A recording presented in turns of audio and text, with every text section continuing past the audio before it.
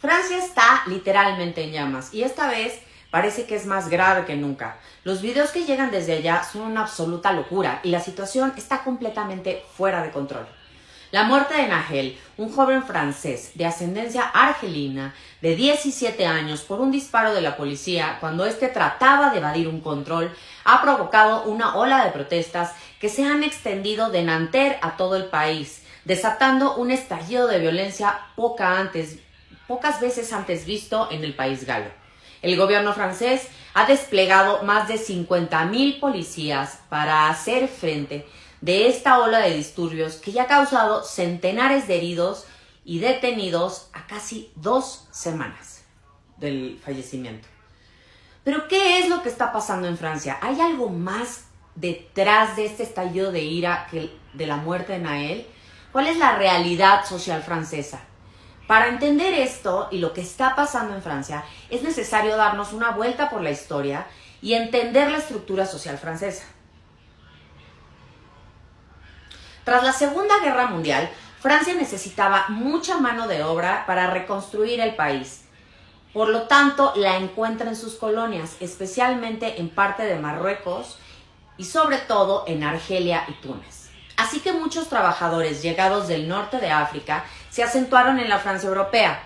Esta presión migratoria aumentó cuando todos estos países se independizaron. ¿Por qué? Fácil. Bueno, cuando Francia se marchó del norte de África, la situación económica de estos nuevos países no era la mejor, especialmente la de Argelia, que había conseguido su independencia tras una sangrienta guerra precisamente contra Francia. Así que para muchos argelinos, tunecinos y marroquíes era un paso lógico y natural. Francia estaba cerca, sabían hablar francés, tenían lazos históricos con Francia, así que dicho y hecho, el efecto de la primera ola hizo de millones de inmigrantes que llegaran a Francia durante los años 50 y los 60. La segunda ola migratoria se dio entre los años 70 y los 80 después de que el gobierno francés optara por políticas de reunificación familiar. Así que muchos de los trabajadores que estaban en Francia desde hacía muchos años pudieron por fin llevarse a sus familias. Los inmigrantes que llegaban a Francia ocupaban los peores puestos de trabajo, es decir, aquellos que los franceses no estaban dispuestos a hacer por tener las peores condiciones y estar peor remunerados.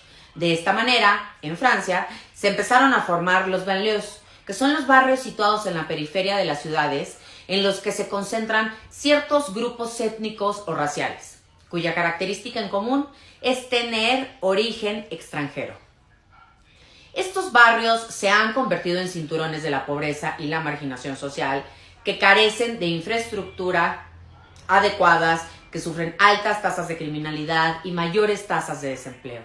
De hecho, muchos de ellos se han convertido en territorio de diferentes mafias del narcotráfico, que están organizando hoy por hoy los saqueos y los asaltos durante estas protestas.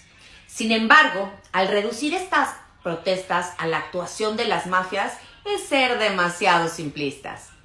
Por otra parte, la segregación por barrios también tiene efectos importantes en la educación.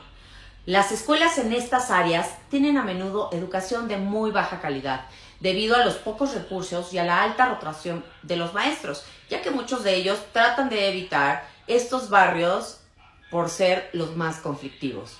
Esto limita las oportunidades de los jóvenes que viven en estos barrios y perpetúa el ciclo de la pobreza y la marginación.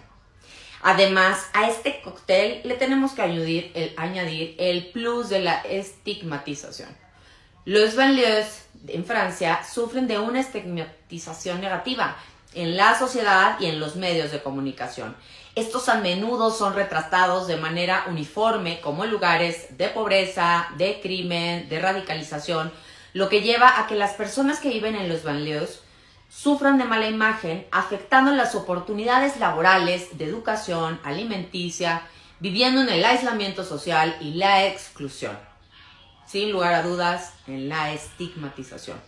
Y sobre todo, crean el caldo de cultivo perfecto para que los habitantes de los banlieues sean cada vez más endogmáticos y solo se relacionen entre ellos. Y por si todo esto fuera poco, el radicalismo religioso también se ha extendido como la pólvora en estos barrios. un radicalismo que se ha extendido por los hijos de los migrantes que, siendo franceses, no se sienten como tal y en ocasiones buscan el extremismo religioso o en el extremismo religioso una salida a su odio. Algo que se pudo ver perfectamente en los miles de franceses que cruzaron las filas del ISIS para combatir a Siria o Irak. Y por último, a todo esto se agrega un problema extra. La proliferación de la delincuencia en estos barrios ha dado lugar a una incalculable enriada de actuaciones policíacas que han polizarizado tanto a muchos ciudadanos de estos barrios como a los propios policías.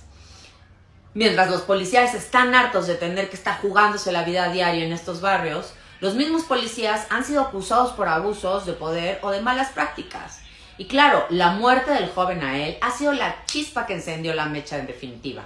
En estos lugares que se han convertido en un verdadero oasis de pobreza y segregación por cuestiones étnico-raciales, han creado comunidades no integradas con una educación deficiente que ha dado como resultado la expansión del extremismo religioso, la delincuencia y una profunda rabia contra el sistema en el que el Estado está, la sociedad acomodada y la policía, que son los enemigos de todos aquellos que se están manifestando.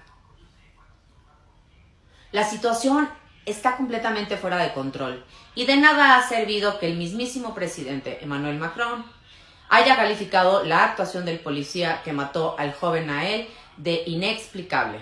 Tampoco ha servido de nada que el policía que disparó esté acusado de homicidio voluntario. La rabia de los manifestantes parece no tener consuelo y los disturbios siguen siendo terribles en toda Francia. La pregunta es, ¿hasta cuándo?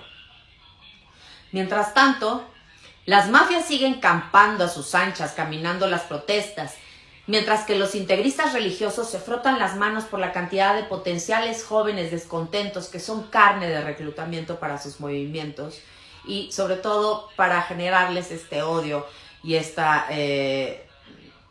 inconformidad. ¿Será capaz el gobierno francés de controlar esta situación? ¿Tienen razón los manifestantes? Los leo en sus comentarios.